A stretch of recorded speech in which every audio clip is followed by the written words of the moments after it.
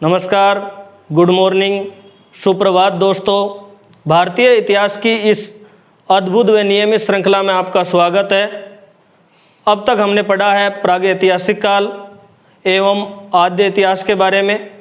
आद्य इतिहास में हम पढ़ रहे थे सिंधु घाटी सभ्यता। सिंधु घाटी सभ्यता का सामान्य परिचय हमने पढ़ा है, जिसके अंतर्गत हमने सभ्यता का अतीत, सभ्यता का विस्तार, सभ्यता के निर्माता, सभ्यता का काल निर्धारण एवं सैंधव सभ्यता की लिपि के बारे में अध्ययन किया है। इसी को हम आगे बढ़ाते हुए आज अध्ययन करेंगे प्रमुख सैंधव सभ्यता के स्थल, उनसे प्राप्त सामग्रियाँ। तो सबसे पहले अध्ययन को स्टार्ट करें और पहला जो हमारा आज का स्थल है उसका नाम है हड़प्पा। हड़प्पा में आपको एक बात याद रखनी है कि हम इसके अंदर क्या क्या पढ़ने वाले हैं। तो सबसे पहले इसकी स्थिति के बारे में पढ़ेंगे कि हड़प्पा कहाँ स्थित है। आपको यहाँ पे याद रखना है हड़प्पा, पा से आपको याद रखना है कि हड़प्पा वर्तमान में पाकिस्तान में है, और पै से आपको आगे याद रखना है पाकिस्तान के पंजाब प्रांत में है, और पंजाब प्रांत के बाद आपको याद रखना है कि भारत में इस हड़प्पा के टीले की खोज हुई। उसके बाद में भारत को एक बहुत ही बड़ी प्राचीन सभ्यता से परिचित हुए, पूरे विश्व को परिचित करवाया भारत ने कि हम भी बहुत ही विशाल या प्राचीन सभ्यता रखते हैं। तो आपको याद रखना है कि इस जगह से बहुत ही मोटी चीज़ हाथ लगी थी। तो आपको याद रखना है मोंटगोमरी जिला,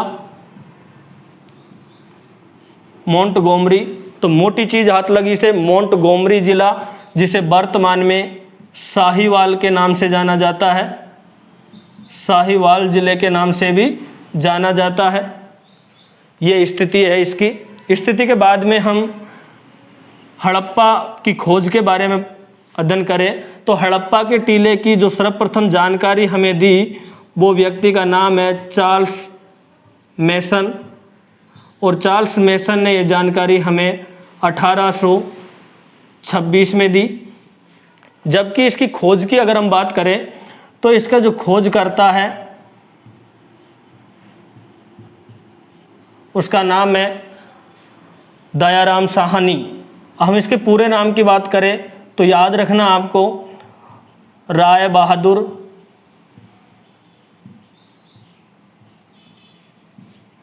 दयाराम साहनी पूरा नाम है, जिन्होंने इसकी खोज की।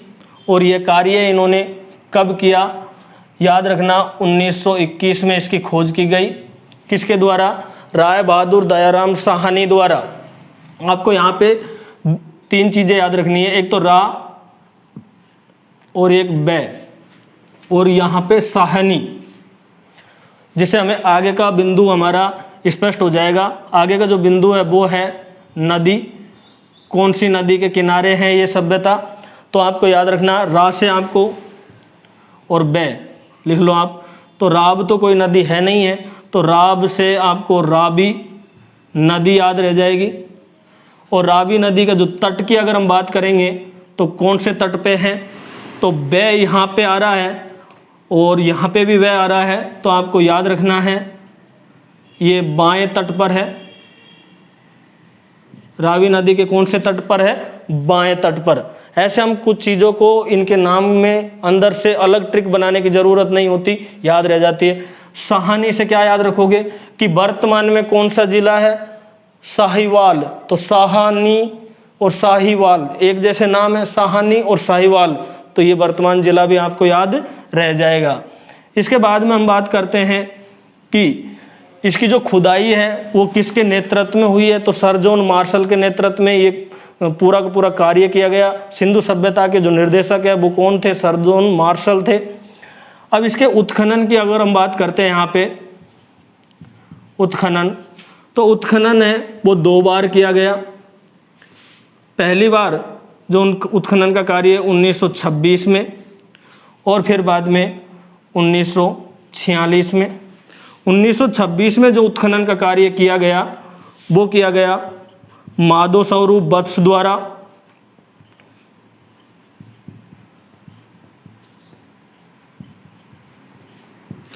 और 1946 में कार्य किया गया वो है मार्टिन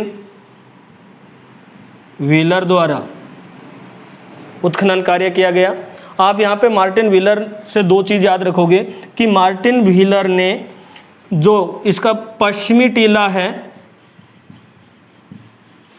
पश्चिमी टीला, उसके बारे में कुछ नाम दिए थे। जैसे उसमें एक तो उन्होंने पश्चिमी पूरे टीले को माउंट एबी नाम दिया था, माउंट एबी। और इस पश्चिमी टीले के जो उत्तरी भाग था, उत्तरी भाग में एक टीला था, उसे एफ टीला नाम दिया था। किसने? मार्टिन व्हीलर ने। तो ये इसके बारे में सामान्य सी जानकारी है। अब हम इसके बारे में पढ़ेंगे कि इसका नगर विन्यास कैसा था और यहाँ से क्या क्या चीज़ें हमें प्राप्त हुई है। तो हमें याद रखना है कि एक नदी, और नदी कौन सी है? रावी नदी। सबसे पहले हम यहाँ पे रावी नदी बना लेते हैं कि इस प्रकार से एक नदी है, नदी का नाम क्या है? रावी नदी। थोड़ी यहाँ पे चौड़ाई बना देता हूँ। ये रावी नदी इधर से बहती है। बिल्कुल आप इंटरेस्ट ले ले करके चीज़ को करेंगे तो सारी चीज़ें हमें याद हो जाती है। तो हम सबसे पहले इसके नगर के बारे में बात करेंगे। हड़प्पा का नगर जो कि 2 टीलों में बटा हुआ था, 2 टीलों में विभाजित था। तो हमें एक टीला हम यहाँ पे बना सकते हैं, एक टीला यहाँ पे था और एक टीला हम यहाँ बना सकते हैं। इस प्रकार से 2 टीले, ये छोटा टीला, ये बड़ा टीला। पहले हम इनमें 3-4 चीज़ें कॉमन है, 3 चीज़ें वो चीज़ देखते हैं। इसकी दिशा हम इधर देखें तो ये पूरब में है, इसी कारण इसे पूर्वी टीला कहा जाता है, जबकि ये पश्चिम में होने के कारण इसे पश्चिमी टीला कहा गया। इसी प्रकार इसका जो निर्माण पश्चिमी टीला था, उसका निर्माण एक चबूतरे के ऊपर किया गया, इसीलिए इसे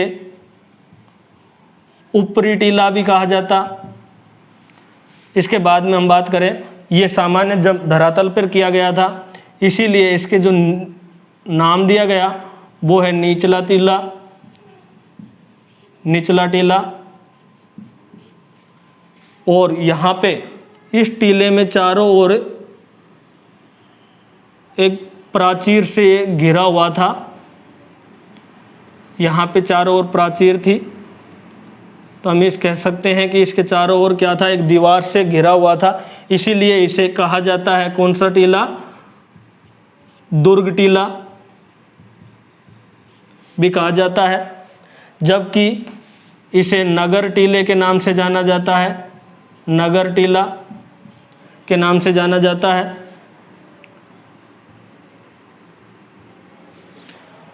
यहाँ पे ये तीन चीज़ों के बाद में हमें याद रखना है कि इस जो दुर्ग टीला था, जिसकी चारों ओर प्राचीर बनाई हुई है, तो इसमें कौन लोग रहते थे? तो इसमें शासन कार्य करने वाले, तो हम ये कह सकते हैं पुरोहित ओब्लिक प्रशासनिक वर्ग के लोग यहाँ रहते थे। जबकि नगर टीले की बात करें तो यहाँ पे जन सामान्य लोग रहते थे, जन सामान्य लोग यहाँ निवास करते थे, सामान्य लोग निवास करते थे, या उच्च वर्ग के लोग निवास करते थे।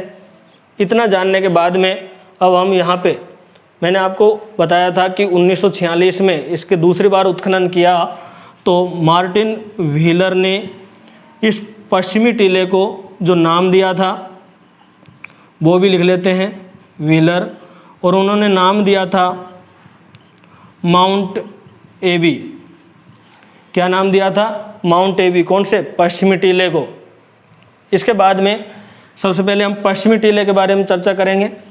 तो यहाँ पे कुछ चीज़ें हैं, तो मैं इनको यहाँ से थोड़ा सा मिटा देता हूँ क्योंकि यहाँ पे मुझे कुछ लिखना है। पश्चिमी टीले को हम 2 भागों में नहीं 3 भागों में बांटेंगे। ये 3 भागों में आप ऐसे बांट सकते हो इसको। पश्चिमी टीले का ये उत्तरी भाग है, ये मध्य भाग है और ये दक्षिण भाग है। सबसे पहले इसके उत्तरी भाग के बारे में चर्चा करें तो अभी तक इसके दरवाजे कहाँ थे, इसके बारे में ज़्यादा जानकारी हमें नहीं मिली कि इसके बारे में दरवाजे कहाँ कहाँ पे हैं।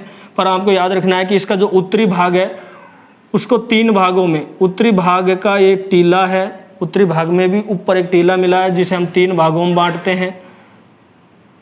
और उत्तरी भाग का जो संपूर्ण टीला है यहाँ से लेकर के यहाँ तक, इस टीले को मार्टिन व्हीलर ने एफ टीला नाम दिया है। क्या नाम दिया है? एफ टीला। एफ टीला का पश्चिमी भाग, ये पूर्वी भाग, ये मध्य का भाग। एफ टीला कहाँ है? दुर्ग टीले के उत्तर में जो टीला है उसे एफ टीला नाम दिया। किसने दिया? मार्टिन व्हीलर ने नाम दिया। इसमें यहाँ पे 6-6 की पंक्तियों में 2 पंक्तियाँ मिली है। कितने कितने की? 6-6 की। 2 पंक्तियों में यहाँ पे प्राप्त हुए हैं अन्नागार और उनकी जो कुल संख्या है वो है 12। तो यहाँ 12 अन्नागार प्राप्त हुए हैं। कहाँ से? हड़प्पा के कौन से? दुर्ग टीले से, जो एफ टीले में प्राप्त हुए हैं, उत्तरी भाग में प्राप्त हुए हैं 12 अन्नागार। और छोटे मोटे नहीं थे, बड़े बड़े अन्नागार थे। हम ये कह सकते हैं कि हड़प्पा या सिंधु सभ्यता का अगर गोदीवाड़ा को छोड़ दिया जाए तो ये विशाल इमारत थी। इसका जो आकार है उनकी अगर हम बात करें तो 50 × 20 फीट एक का आकार था। इतने बड़े बड़े अन्नागार, इन अन्नागारों में रखे जाते थे जौ और गेहूं। ऐसे हमें साक्ष्य मिले हैं जौ और गेहूं के हड़प्पा के इन अन्नागारों से। इसके अलावा ये तो बात हो गई इसके कौन से भाग में? पश्चिम में। इसके पूर्वी भाग की बात करें तो यहाँ श्रमिकों के रहने के लिए कुछ निवास प्राप्त हुए हैं। श्रमिकों के निवास प्राप्त हुए हैं 6 और 8 की पंक्ति में। कितने की? 6 और 8 की पंक्ति में हमें कुल 15 श्रमिक निवास प्राप्त हुए हैं, श्रमिक आवास प्राप्त हुए हैं। यहाँ से श्रमिक आवास कितने प्राप्त हुए हैं? 15। इसके अलावा बात करें तो यहाँ पे वर्ताकार कुछ चबूतरे प्राप्त हुए हैं और ये वर्ताकार जो चबूतरे हैं उनकी कुल संख्या है वो 18 है। और क्या है ये? चबूतरे। तो वर्ताकार चबूतरे प्राप्त हुए हैं कितने? 18। और इन चबूतरों पर महिलाएं धान कूटने का काम करती थी। ईंटों के बने हुए थे और इन चबूतरों के बीच में दरारों में हमें जौ और गेहूं फंसे हुए मिले हैं। तो यहाँ से जौ और गेहूं के प्रमाण भी प्राप्त होते हैं। किसने? ये 18 चबूतरों से, जो धान साफ करने के काम आते थे। हम ये कह सकते हैं यहाँ पे गेहूं वगैरह बेचने का काम भी हो सकता था, धान कूटने का काम भी किया, अनाज पीसने का काम भी किया जा सकता था। ऐसा कुछ प्रमाण है। इसके अलावा यहाँ से क्या क्या प्रश्न बनेंगे? तो अन्नागार, सबसे बड़ा अन्नागार कहाँ से प्राप्त हुआ है? हड़प्पा से प्राप्त हुआ है। कितने हैं? 12 है, 50 × 20 फीट। चबूतरे कहाँ प्राप्त हुए हैं? हड़प्पा से। कौन से टीले से? एफ टीले से। श्रमिकों के आवास, ये बहुत इंपॉर्टेंट प्रश्न है कि श्रमिक या निम्न जाति के लोग या श्रमिक लोग वगैरह जो सामान्य लोग हैं वो कहाँ रहते थे? नगर टीले में। लेकिन श्रमिकों के आवास कहाँ पे प्राप्त या मजदूरों की बैरक कहाँ से प्राप्त हुई है? दुर्ग टीले से। ये सिंधु घाटी सभ्यता का एकमात्र ऐसा स्थल है जहाँ से क्या प्राप्त हुआ है? दुर्ग टीले या पश्चिमी टीले से श्रमिक आवास या मजदूरों के रहने की या मजदूर बस्ती प्राप्त हुई है। ऐसा एक प्रश्न बन सकता है क्योंकि और जगह से नहीं हुआ। जहाँ से नहीं होता वहाँ से ही प्रश्न बनता है, ये चीज़ याद रखेंगे। उसके बाद में आपको इसके मध्य भाग की बात करें तो मध्य भाग में यहाँ पर अगर हम बात करते हैं तो यहाँ पे आवास प्राप्त होते हैं। प्रशासनिक या पुरोहित लोगों के क्या प्राप्त होते हैं? यहाँ से आवास बने हुए थे, महल वगैरह बने हुए थे उनके रहने के लिए। और यहाँ पे एक बीच में यहाँ पे एक चबूतरा मिलता है ईंटों का बना हुआ। यहाँ पे भी महिलाएं इस चबूतरे पे बैठ के धान साफ करती थी। ऐसे प्रमाण प्राप्त होते हैं, एक ईंटों का चबूतरा। इसके अलावा यहाँ पे पूरब में इस जगह पे एक सभा भवन भी प्राप्त होता है। क्या प्राप्त होता है? सभा भवन भी प्राप्त होता है यहाँ से, सभा भवन भी यहाँ से प्राप्त होता है। इसके अलावा जो इसके दक्षिण भाग की बात करें, और इसके अलावा यहाँ पे नालियाँ वगैरह मिलती है, बहुत सारी मात्रा में नालियाँ, जो लकड़ी की बनी तो नहीं थी, यहाँ पे कालीबंगा में थी, पर कच्ची और पक्की ईंटों की बनी हुई थी, ऐसी नालियाँ मिली है। और इसके जो दक्षिणी भाग है उसमें इस प्रकार के कब्रिस्तान प्राप्त हुए हैं। तो इस प्रकार का एक कब्रिस्तान प्राप्त हुआ है, जिसको दक्षिण में, मतलब पश्चिमी टीले के दक्षिण में एक कब्रिस्तान प्राप्त हुआ है, जो शवों को उत्तर से दक्षिण की ओर दफनाया जाता था। इसीलिए इस कब्रिस्तान में जो कब्रों की संख्या है वो 37 थी। इसी कारण इसे R37 कब्रिस्तान कहा गया। क्या कहा गया? R37 कब्रिस्तान कहा गया। और इसे कब्रिस्तान संस्कृति के नाम से भी जाना जाता है। किसे? हड़प्पा को, R37 कब्रिस्तान। तो ये कुछ हड़प्पा के बारे में सामान्य सी जानकारी। कौन से टीले के बारे में? पश्चिमी।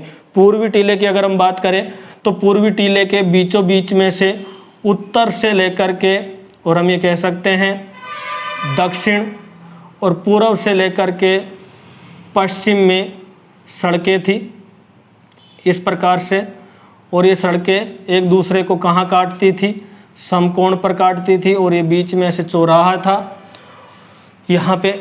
इसके अलावा यहाँ बीच बीच में कुछ सहायक सड़कें या लिंक रोड भी थी यहाँ जाने के लिए। इसी प्रकार यहाँ पे भी कुछ लिंक रोड है ऐसे। यहाँ मान ली जाए कि यहाँ पे मकान बने हुए हैं, ये मकान बने हुए हैं। तो ये मकान है जिनका गेट, मुख्य सड़क, ये कौन सी है? मुख्य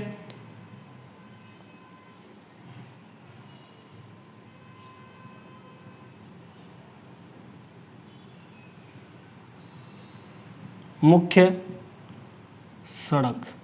तो ये तो मुख्य सड़क है और ये लिंक रोड है। तो इनके मकान के दरवाजे मुख्य सड़क की ओर ना खुल करके पीछे गलियों में खुलते थे या लिंक रोड पे खुलते थे। ऐसे याद रखना, एक दूसरे के सामने खुलते थे। और इससे हमें ये जानकारी प्राप्त होती है कि केवल लोथल एकमात्र ऐसा स्थल था जहाँ पे मुख्य सड़कों की ओर क्या खुलते थे? दरवाज़ा, और कहीं पे भी मुख्य सड़कों की ओर दरवाज़ा नहीं खुला। इससे ये अनुमान लगाया कि ये लोग साफ सफाई का विशेष ध्यान रखते होंगे। इसी का शायद एक कोई कारण रहा होगा। जो ये मुख्य सड़कें थी, सड़कें, इसके बारे में थोड़ा सा जानकारी ले लेते हैं। सड़कों की अगर हम बात करें, समकोण पे काटती थी, समकोण पर काटती थी। इसे हम ऑक्सफोर्ड सर्कस के नाम से जानते हैं, ऑक्सफोर्ड सर्कस के नाम से जानते हैं। इसे हम ग्रिड पद्धति के नाम से भी जानते हैं। यहाँ पे जो सड़कों की चौड़ाई होती थी वो 9 से 10 फीट होती थी, और सड़कें हमेशा उत्तर से दक्षिण व पूर्व से पश्चिम दिशा में होती थी।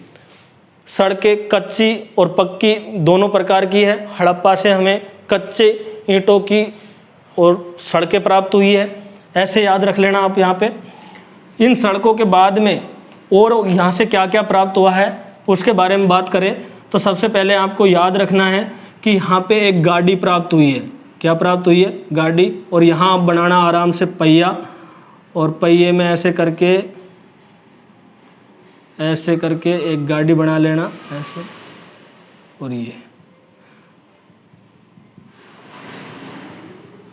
तो इसको आप याद रख सकते हो कि यहाँ से क्या प्राप्त हुई है? पीतल या तांबे की इक्का गाड़ी प्राप्त हुई है। ऐसे याद रखना। मैं क्यों बना रहा हूँ ये चीज़ें? अगर ये चीज़ें आप याद रखोगे खुद और हाथ से बनाओगे तो ये बहुत दिनों तक आपको याद रहते हैं, तो याद रह जाएगी आपकी मेमोरी में। इसके अलावा आपको यहाँ पे याद रखना है और क्या चीज़ें प्राप्त हुई है। यहाँ पर एक महिला की मूर्ति प्राप्त हुई है। ऐसे महिला की मिट्टी की बनी हुई मूर्ति प्राप्त हुई है, जिसके ऐसे हाथ हैं और ऐसे पैर जा रहे हैं यहाँ पे, और यहाँ पे पौधे हैं ऐसे।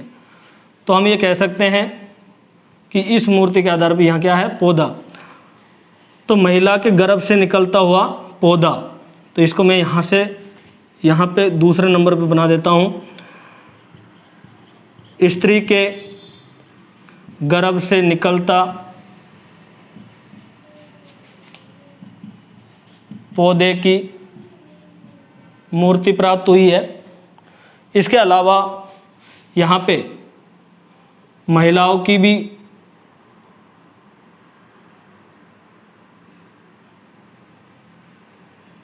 कुछ ऐसे महिलाओं की मूर्ति भी प्राप्त हुई है।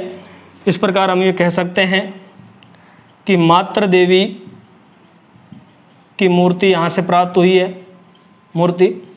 और स्त्री के गर्भ से जो पौधा निकला हुआ यहाँ पे प्राप्त हुआ है, इसके बारे में आपको थोड़ी सी जानकारी मैं बताऊँ आप तो ऐसे मान लेना कि इसको ही क्या माना गया है, इसे ही पृथ्वी देवी माना गया है।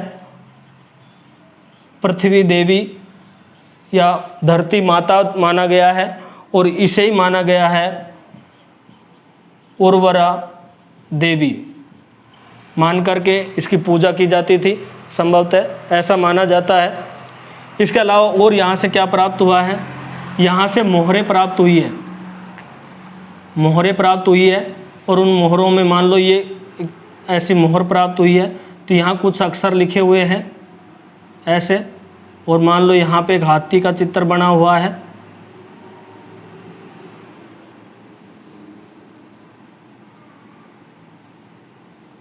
ये तो मोहर प्राप्त हुई है, उन पे लेख लिखे हुए हैं। हाथी का चित्र है, गेंडा का चित्र है, हिरण का चित्र है, कुबड़ वाले बैल का चित्र है। तो ऐसे लेख युक्त मोहरें प्राप्त हुई है।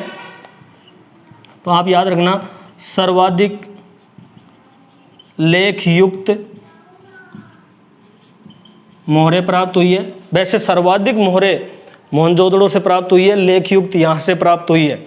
इसके अलावा आपको याद रखना है कि यहाँ पर एक बिना धड़ के मानव की मूर्ति प्राप्त हुई है।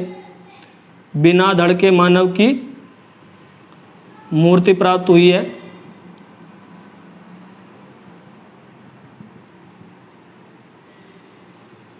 ऐसे तो इसको हम कह सकते हैं बिना धड़ के मानव की मूर्ति यहाँ से प्राप्त हुई है। ऐसे आप याद रखना।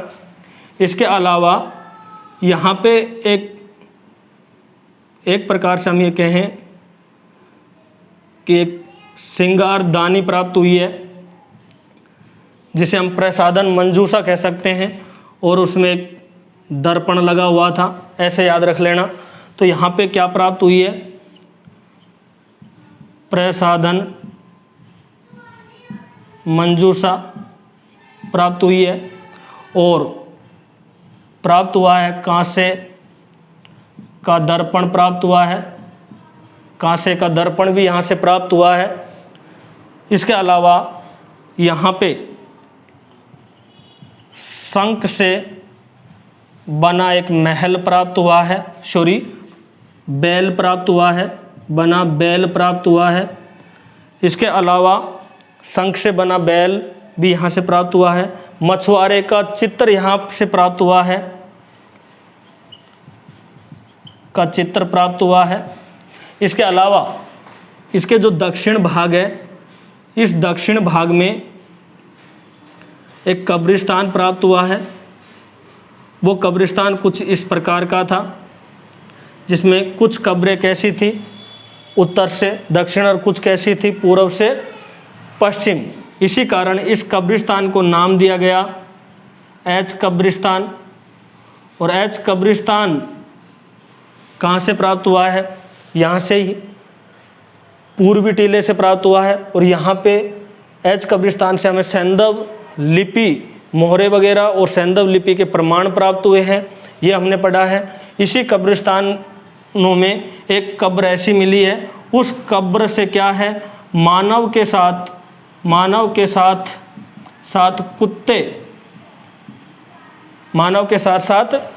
कुत्ते के दाह संस्कार के भी प्रमाण प्राप्त हुए हैं।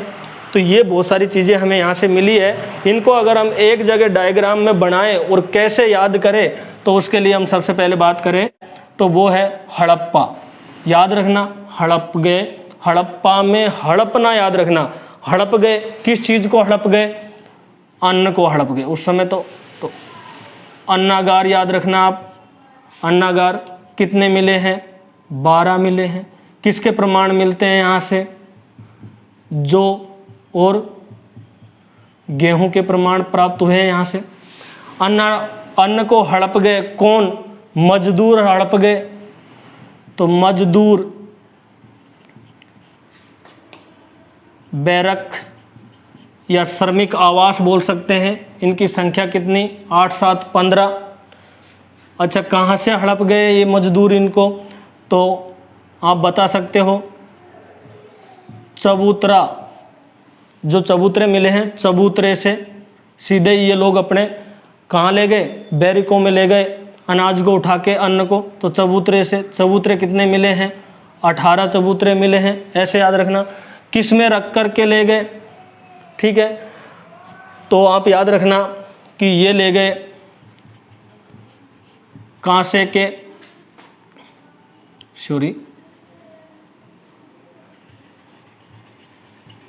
पीतल की इक्का गाड़ी में रख कर के ले गए। ऐसे याद रखना। तो यहाँ से पीतल की इक्का गाड़ी प्राप्त हुई है। तो वो लोग कहते हैं कि भाई आपको ये तो देने पड़ेंगे। ले गए तो हम क्या करें? ठेकेदार से कहते हैं वो कि आपको ये इनका जो मूल्य है वो तो देना पड़ेगा। तो वो कहता है भाई मैं कहाँ से दूँ? वो लोग तो ले गए, जो श्रमिक थे, मजदूर थे, वो तो अब मैं कहाँ से दे दूँगा? ऐसे करो, मेरे नाम लिख लो, उधार बाद में मैं आपको दे दूँगा। तो वो कहते हैं नहीं, उधार नहीं लिखेंगे।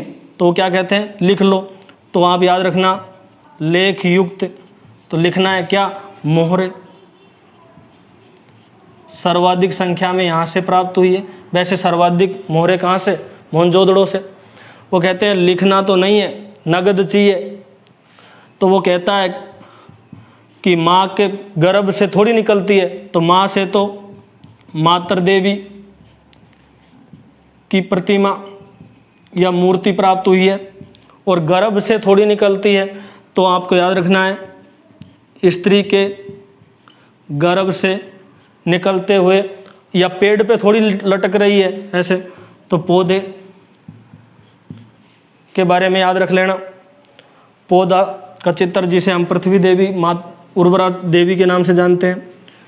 तो वो कहता है कि पैसे तो तुझे नगद ही देने पड़ेंगे, और तू नहीं देगा तो तेरा बाप भी देगा, मतलब। तो कहते हैं पापा के तो धड़ ही नहीं है, तो नर मिला है ऐसा।